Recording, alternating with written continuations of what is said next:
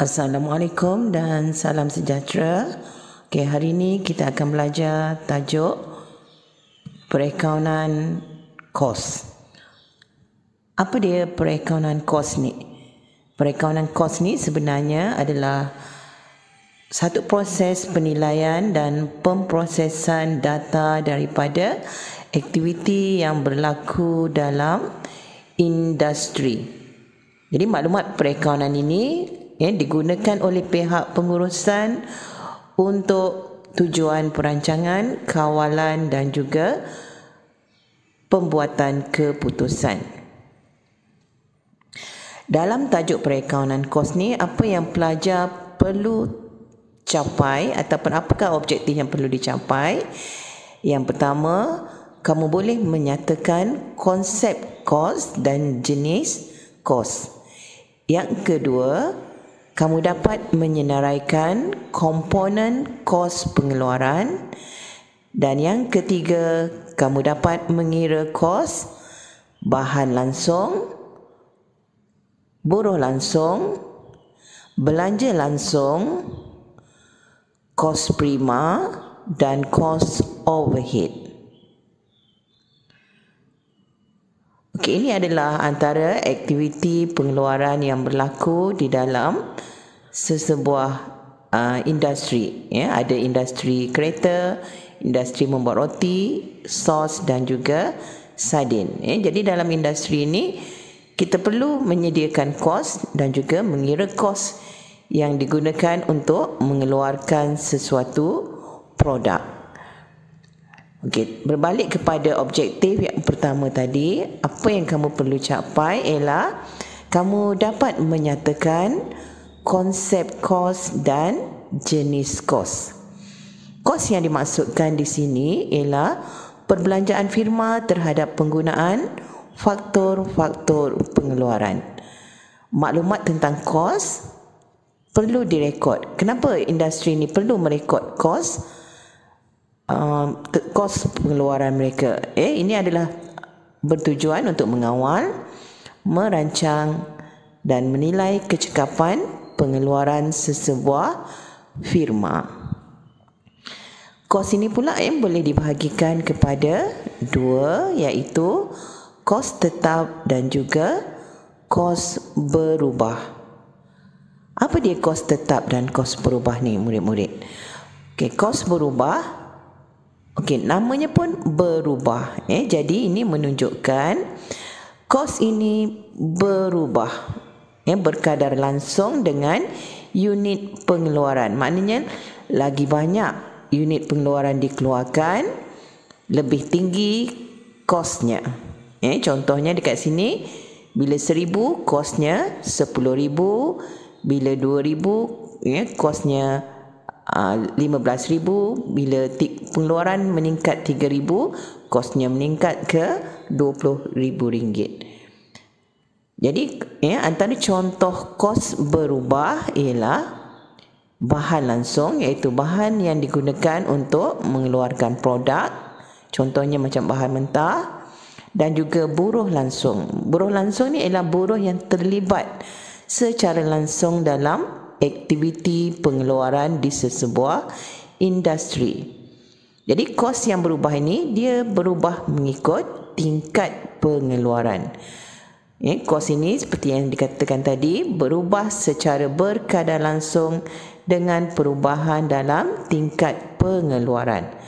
Yang seterusnya ialah kos tetap. Macam kos berubah tadi, ni namanya kos tetap. Jadi maksudnya kos ini adalah tetap. Dia tidak dipengaruhi oleh tingkat pengeluaran, melainkan tingkat pengeluaran tu dah jauh berbeza daripada yang sebelum tu. Tapi secara teorinya kos tetap ini bagi tahap pengeluaran tertentu, walaupun dia meningkat tapi kosnya tetap sama. Contohnya pada unit RM1,000, 1,000 unit, 2,000 unit ataupun 3,000 unit, kosnya tetap RM20,000.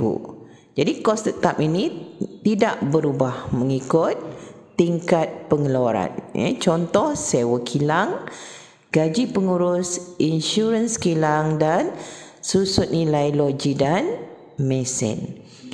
Kos ini tidak berubah ataupun bersifat malar walaupun pengeluaran meningkat ataupun berkurang. Ini maknanya kalau kita tak keluarkan apa-apa produk pun, kos ini tetap kita kena tanggung. Jadi semakin tinggi volume jualan, semakin rendah kos tetap seunit. Maknanya itu sebabnya dalam company yang besar mereka dapat menikmati ekonomi bidangan. Sebab kos lagi banyak pengeluaran kita, kos tetap seunit tu semakin rendah.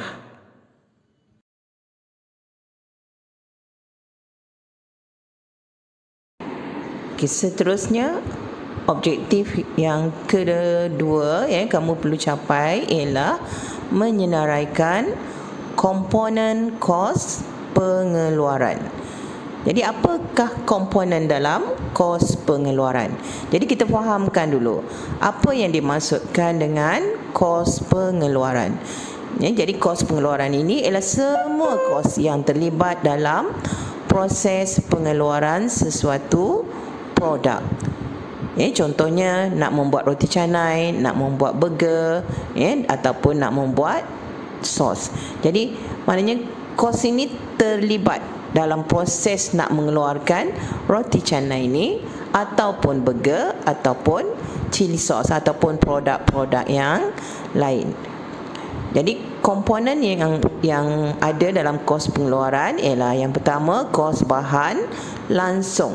Nanti cikgu akan terangkan apakah dia kos bahan langsung dan komponen-komponen yang lain.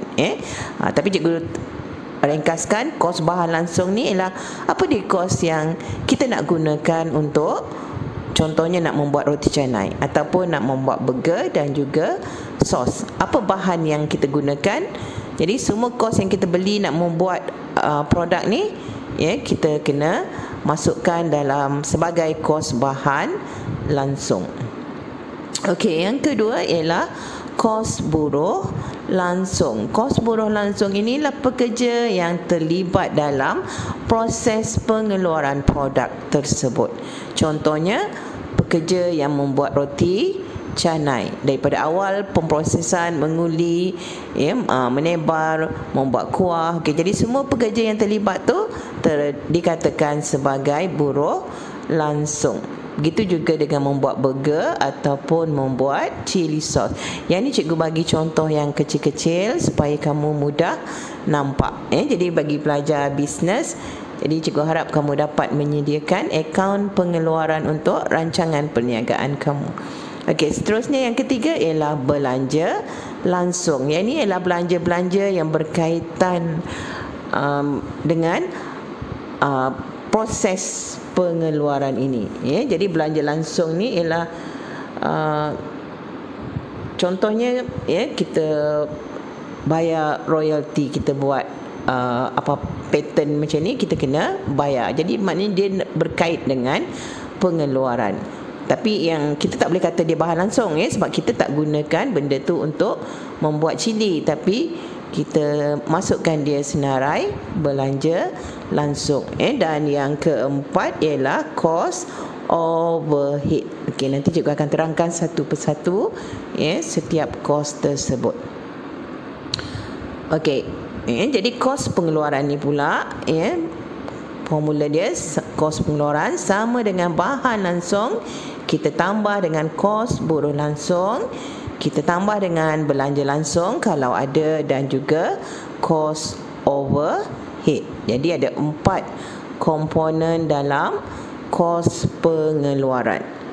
Jadi kita lihat pula satu persatu komponen ni. Jadi komponen yang pertama tadi ialah kos bahan langsung. Jadi kos bahan langsung ialah apa dia kos bahan tadi? Okey, cikgu dah sebutkan sedikit tadi, dah terangkan sedikit. Okey, kos bahan langsung ni ialah kos bahan utama yang diperlukan dalam proses pengeluaran. Termasuklah semua perbelanjaan yang berkaitan dengan pembelian bahan langsung. Kos bahan utama tadi, contohnya kalau roti canai tadi, apa bahan utamanya? Tepung, telur, kuah-kuahnya tu apa bahan-bahan utama yang tu termasuk dalam kos bahan langsung. Okey, selain daripada bahan utama, perbelanjaan pembelian bahan utama tadi, bahan-bahan langsung tadi, iaitu seperti kalau ada cukai belian bahan langsung, angkutan masuk, insurans atas belian. Jadi ini kalau pelajar ingat, boleh ingat, okey, sama macam kita nak buat penyata pendapatan, di mana belian kita akan tambah dengan perkara-perkara seperti yang tertera di sini. Okey, jadi kos bahan langsung sama dengan inventory awal bahan langsung, maknanya baki yang ada pada tempoh perakaunan yang lepas, kita tambah dengan belanja pembelian bahan langsung bagi tempoh akaun semasa, dan kita tolakkan inventory akhir bahan langsung, maknanya ni baki yang kita belum lagi gunakan dalam baki inventory yang kita belum gunakan lagi. Okey, seterusnya kita lihat kepada yang kedua, komponen pengeluaran yang kedua, iaitu kos buruh langsung. Jadi kos buruh langsung ini ialah belanja kepada buruh yang terlibat secara langsung dalam proses pengeluaran seperti yang cikgu terangkan tadi. Maknanya yang buat roti canai siapa? Okey, itulah buruh langsung yang terlibat. Jadi upah yang kos buruh langsung ni ialah maknanya upah yang dibayar kepada buruh-buruh. Jadi ini adalah pekerja-pekerja di kilang ataupun industri, maknanya inilah dia buruh langsung. Maknanya terlibat secara langsung dalam proses pengeluaran. Okey, ini dalam pengeluaran coklat. Inilah dia pekerja-pekerja yang terlibat ataupun dipanggil buruh langsung. Jadi upah yang dibayar kepada mereka ni adalah dipanggil kos buruh langsung. Okey, yang ketiga, komponen yang ketiga, belanja langsung. Okey, belanja langsung. Apa dia belanja langsung ni? Okey, belanja langsung ni contohnya kita ada membuat bayaran royalty kepada pihak-pihak tertentu dalam proses pengeluaran kita. Contohnya kalau franchise, kita kena bayar royalty. Okey, ataupun cap dagangan ataupun patent, kita nak patentkan kita punya produk, kita kena bayar. Jadi ini termasuk sebagai belanja langsung. Begitu juga reka bentuk produk. Kalau kita nak menggunakan reka bentuk sesuatu produk dan kita kena bayar, contohnya kita buka kilang perabot, kita minta satu pereka buat desain baru. Jadi kalau kita kena bayar reka bentuk tu, ini termasuk sebagai belanja langsung. Okey. Ini adalah contoh-contoh bayar belanja yang terlibat dalam belanja langsung. Ini maknanya bayaran bagi patent ataupun cap dagangan yang kita perlu daftarkan kepada MyIPO. Okey, ni patent, reka bentuk patent, reka bentuk produk, Okey, yang seterusnya ialah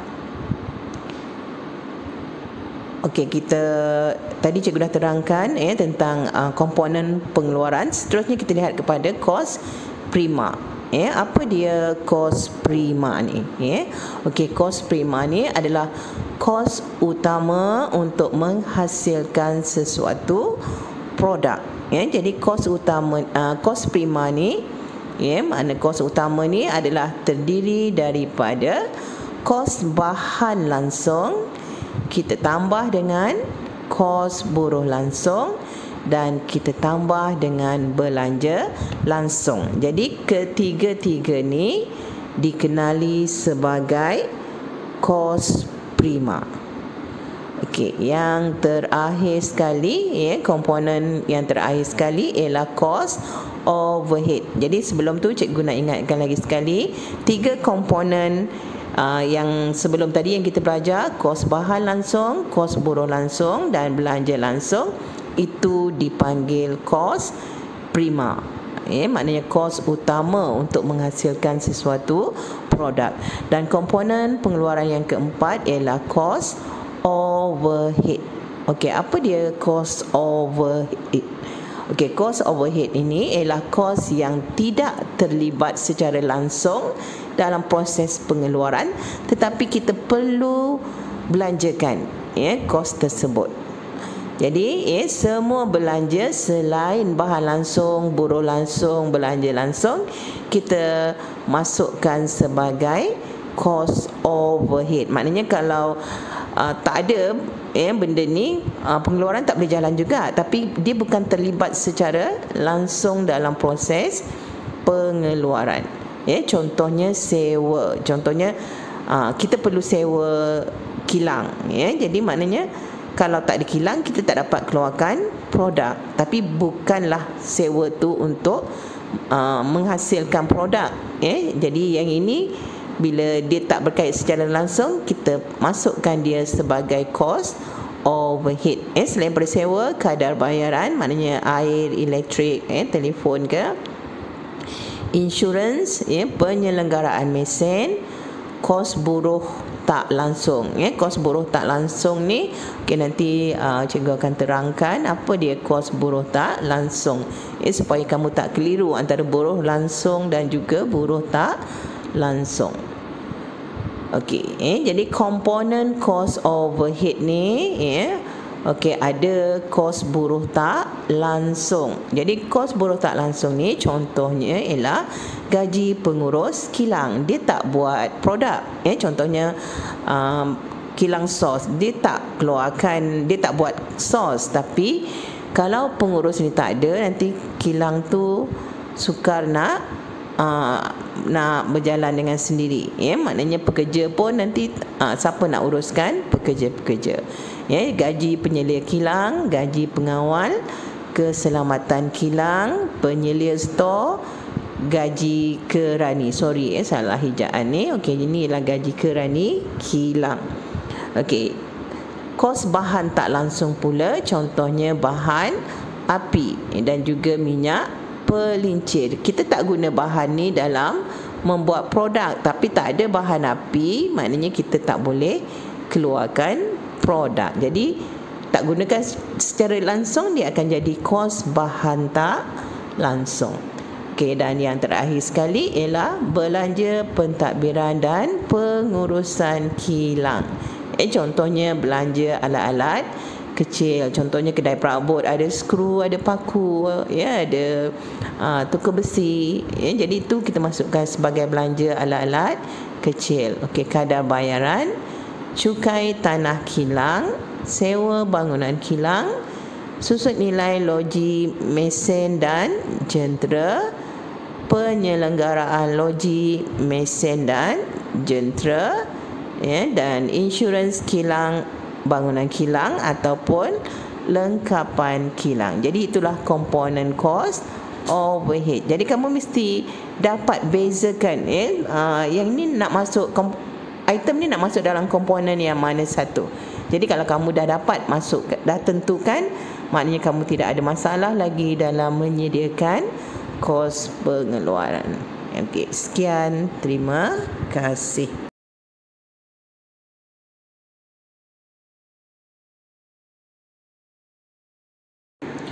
Okey, ada industri yang memiliki kerja dalam proses. Okey, apa dia kerja dalam proses ni? Sebelum tu cikgu bagi tahu kamu, kerja dalam proses ini adalah bagi barangan yang belum siap diproses.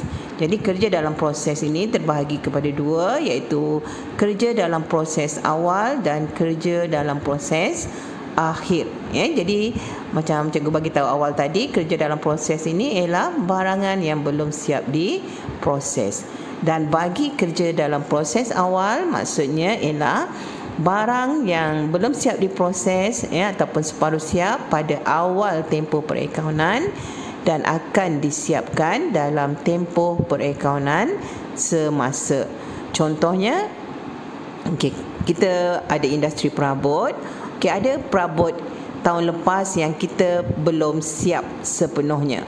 Jadi kita nak siapkan pada tahun 2020. Jadi kerja yang belum siap lagi pada tahun 2019 tu, bila dibawa ke tahun 2020, jadi maknanya itu adalah kerja dalam proses awal.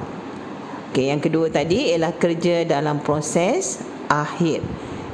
Maksudnya sama, barang yang belum siap diproses, tetapi ini berlaku bagi akhir tempoh perakaunan. Barang separuh siap pada akhir tempoh perakaunan dan akan disiapkan dalam tempoh perakaunan yang berikutnya. Maksudnya contohnya kalau perabot tadi hujung tahun ni, maknanya bulan Disember, kita ada lagi perabot yang tak siap. Jadi kita nak siapkan pada tahun yang akan datang, tahun berikut ni, iaitu 2021. Jadi itu termasuk dalam kerja dalam proses akhir. Jadi kalau ada kerja dalam proses ini, kos pengeluaran sama dengan kos bahan langsung, kita tambah dengan kos buruh langsung, kita tambah dengan kos overhead, dan kita tambahkan kerja dalam proses awal, maknanya kerja yang tahun lepas tak habis lagi, kita bawa tahun ni, dan kita tolakkan kerja dalam proses akhir, iaitu kerja yang tak siap lagi tahun ni yang akan kita bawa pada tahun depan. Okey.